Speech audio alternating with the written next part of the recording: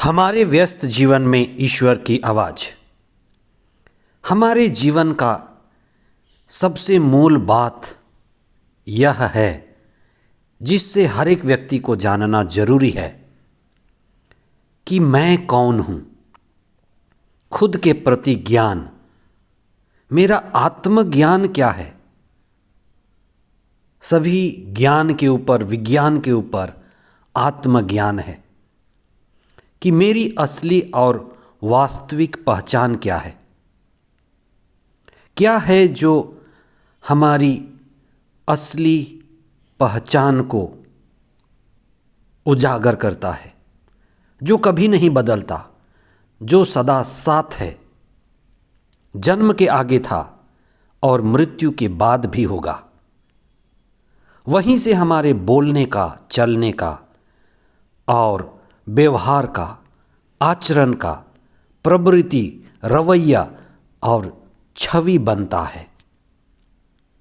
एक डॉक्टर के बच्चे में एक छवि बन जाती है कि वह भी डॉक्टर बन सकता है और डॉक्टर जैसे व्यवहार करता है, चंगा करना शुरू करता है, बीमारी खत्म करना चाहता है। वैसे ही पुलिस वाले के बच्चे में एक छवि बन सकती है कि वह भी एक पुलिस बनेगा, अव्यवस्था को दूर करना शुरू करता है, घर में ही लॉ और ऑर्डर लाने लगता है, चोर पकड़ सकता है। हमारी पहचान हमारे माता पिता, जो हमारे स्रोत हैं, उनके रिश्ते के साथ, उनके संपर्क के साथ हमारी छवि बनती है और उसी से हमारा व्यक्तित्व बनता है। क्या हम जानते हैं कि हम ईश्वर की संतान हैं? आज हम अपनी असली पहचान की खोज करें। पहला सामान्य सप्ताह 9 जनवरी 2022, ईसा का बपतिस्मा का पर्व, सोमवार। पहला पाठ नबी इसायास का ग्रंथ अध्याय 42 पद संख्याएं 1 से 4 तथा 6 और 7। दूसरा पाठ प्रेरित चरित अध्याय 10 पद संख्याएं 34 से 38 तक। और संत मत्ती का सुसमाचार अध्याय 3 पद संख्याएं 13 से 17 तक। आज प्रभु ईसा के बपतिस्मा के इस विशेष दिन पर हम चिंतन करें कि हमारी असली और वास्तविक पहचान क्या है। बहुत बार हम शरीर से पहचान बना लेते हैं, मन से, अहंकार से और संसार से जुड़ते हुए सांसारिक पहचान बना लेते हैं, जो हमें भटका देती है। हम कैसे जाने कि बपतिस्मा ही हमारे मुक्ति का द्वार है। धन्य हैं वे जो विनम्र हैं, वे ईश्वर के पुत्र और पुत्रियां कहलाएंगे। बपतिस्मा हमारे विनम्रता को प्रकट करता है। हमारे जीवन में हम मनुष्यों में 2 जन्म होता है। एक शरीर का जन्म, जब बच्चा माँ के कोख से रोते कलपते बाहर असहाय अवस्था में आता है। दूसरा है मानव का आत्मा में जन्म, जब उसे ख्याल होता है, जब उसे पता चलता है, जब अपने आप को वह समझ पाता है। उसी को हम आत्मबोध, आत्मचेतना या आत्मज्ञान कहते हैं कि वह शरीर मात्र नहीं है, मन मात्र नहीं है, लेकिन वह दिव्य आत्मा है, चेतना है। लेकिन हमारे लिए ये भी समझ पाना मुश्किल हो जाता है, क्योंकि बचपन में ही हमें बपतिस्मा मिल जाता है और उस बपतिस्मा में जब हम समझ नहीं पाते, बेहोशी की हालत में होते हैं और बाद में हम उस पर काम नहीं करते।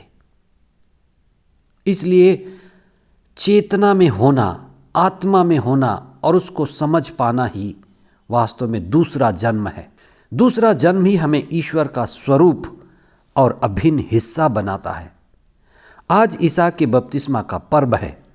क्रिसमस के अंत में प्रकाशना और प्रकाशना के बाद बपतिस्मा, जिसमें ईसा के असली रूप का पता चलता है और जो ईसा के साथ होता है, जो ईसा के साथ हुआ, वही हमारे साथ भी होना है। बपतिस्मा ईसा को एक असली पहचान देती है। यूहन्ना बपतिस्ता का साक्ष्य पूरा होता है। उसने देखा कि स्वर्ग खुल गया। ईसा स्वर्ग से आए थे। ईसा के दिव्य रूप प्रकट हुआ। पवित्र आत्मा कपोत के रूप में उनके ऊपर उतरा, जो ईसा के अभिषेक होने का, ख्रिस्त होने का, आशीष में होने का, आत्मा पूर्ण होने का एक चिन्ह था।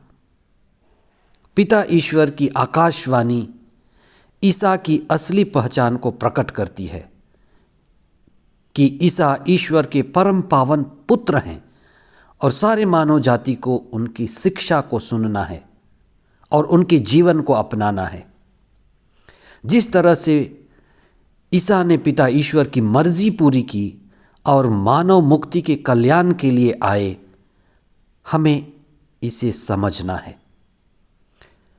हर बपतिस्मा एक आग का बपतिस्मा है, आत्मा का बपतिस्मा है।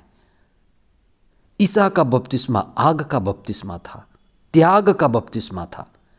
और ये बपतिस्मा वास्तव में हमें संसार में रहते हुए भी संसार से ऊपर उठाता है, वैराग्य के लिए आकर्षित करता है। दुनिया में रहते हुए भी दुनिया से नहीं जुड़ना, दुनिया में रहते हुए भी जैसे कमल का फूल कीचड़ में रहते हुए भी ऊपर उठ जाता है, बपतिस्मा में उसी तरह से ऊपर उठाने की ताकत है। ईसा ने यूहन्ना और याकूब को, जो उनके शिष्य थे, उनके दाएं और बाएं बैठना चाहते थे, ईसा ने उनसे पूछा था कि क्या तुम बपतिस्मा लोगे जो मुझे लेना है? बिना जाने बिना समझे उन्होंने कहा था कि हाँ, हम ले सकते हैं। वास्तव में ईसा का बपतिस्मा अहंकार मृत्यु का बपतिस्मा है, खुद को खोने का बपतिस्मा है, खुद को खत्म करने का बपतिस्मा है, त्याग का बपतिस्मा है, जिसका रूप हमें क्रूस पर दिखाई देता है। क्रूस में उन्होंने अपने आप को पूरी तरह से गंवा दिया, मिटा दिया।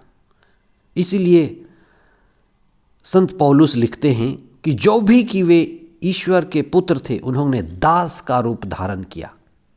यही असली बपतिस्मा है कि मैं कुछ भी नहीं हूँ।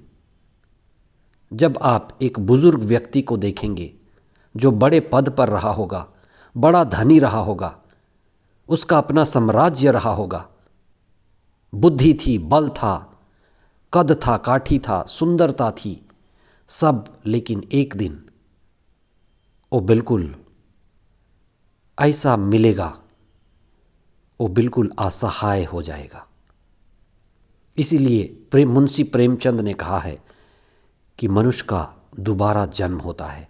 जैसे वो दूध पीते हुए जिंदगी शुरू करता है, 70-75 के बाद फिर दूध, फिर दलिया, फिर चार पैर, फिर असहाय होना, और फिर अंत में कोई उसको कब्रिस्तान ले जाता है। मरने के बाद लोग देखते हैं, कहते हैं मिट्टी पड़ी है। यही हमारी हालत है।